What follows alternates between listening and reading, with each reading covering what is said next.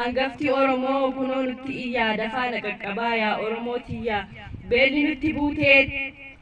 biyyaa nu ariitee utuu nyaata nargiin dhiitee nuuf bariitee kanaaf hundinuu dafaa na saammadhaa duuti natti dhuftee anatti dhaammadhaa kan Oromoo taatan booranni si waamee na gargaaraa jennaan hundumtuun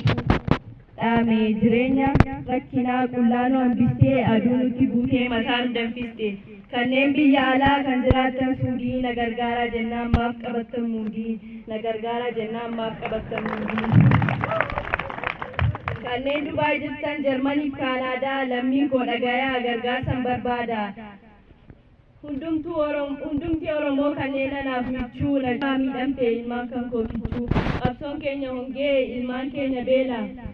booranni beela'ee gargaarsa kajeela booranni beela'ee gargaarsa kajeela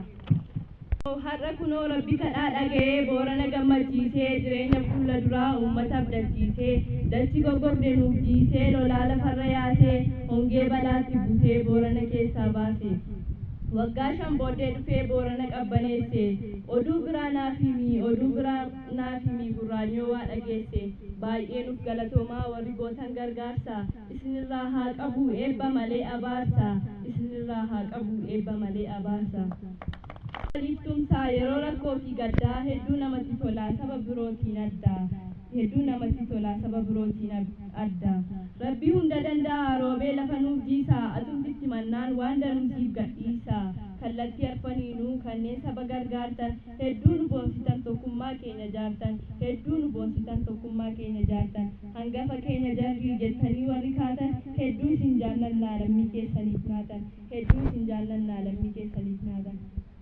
Oromoo waliif yaada rakkoo walittiin eeguu qaljedhee hin ilaalu otuun kaan deebi'u bokkaan hunda walgaa akkuma yeroo birraa yeroo gaddaaf gammachuu Oromoo waliif jirra